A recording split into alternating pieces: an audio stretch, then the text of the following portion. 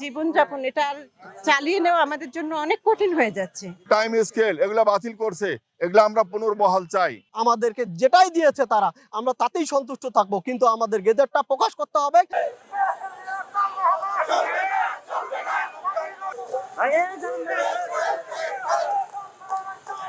আমাদের দীর্ঘদিনের দাবি পে স্কেল। 11 বছর ধরে আমরা পে স্কেল পাই না, সরকার আমাদেরকে পে স্কেল দেয় না। অন্তর্বর্তীকালীন ও বৈষম্য মুক্ত সরকার পে কমিশন গঠন করেছে। পে কমিশন 21 জানুয়ারি পে কমিশনের পে স্কেলের চূড়ান্ত প্রতিবেদন প্রধান উপদেষ্টার কাছে জমা দিয়েছে। কিন্তু গত সপ্তাহে জ্বালানি উপদেষ্টা বলে যে এই সরকার পে স্কেল দেবে না। পরবর্তী রাজনৈতিক সরকারের কি পে স্কেল দিতেও পারে, নাও দিতে পারে।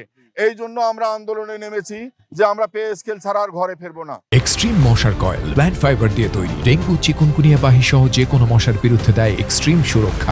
শুক্রবার গতকাল 1 ফেব্রুয়ারি থেকে আমাদের আন্দোলন শুরু হয়েছে। 3 ফেব্রুয়ারি আগামীকালকে পর্যন্ত আমাদের আন্দোলন চলবে এবং ঢাকা কেন্দ্রীয় শহীদ মিনার থেকে প্রধান উপদেষ্টার বাসভবন যমুনা অভিমুখী আমরা ভোগা মিছিল নিয়ে যাব এবং অবস্থান কর্মসূচি আমরা পালন করব। সারা বাংলাদেশ থেকে কর্মচারীরা ওই কর্মসূচিতে আমরা অংশগ্রহণ করব। দাবি হলো যে 11 বছর ধরে আমাদের পে স্কেল দেয় না, আমাদের বেতন বাড়ায় না।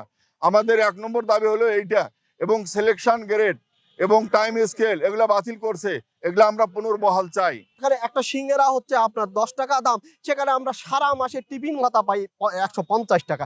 150 টাকায় আমার টিফিন ভাতা হয়।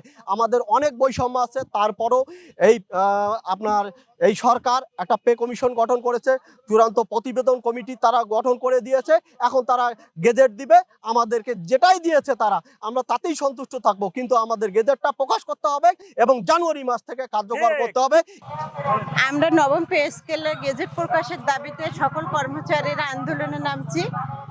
আমাদের দীর্ঘ 11 বছর ধরে পে স্কেল ঘোষণা করা হয় নাই, এর জন্য আমাদের অনেক কষ্ট হচ্ছে কর্মচারীদের, বিশেষ করে 11 থেকে 20 গ্রেডের কর্মচারীদের। আমরা এই মানবতার যে জীবনযাপন এটা আর চালিয়ে নেওয়া আমাদের জন্য অনেক কঠিন হয়ে যাচ্ছে। এজন্য আমরা অনতিবিলম্বে সরকারের কাছে আন্দোলনে নামছি যে আমাদের যে নবম পে স্কেল সেটা গেজেট আকারে প্রকাশ করতে হবে।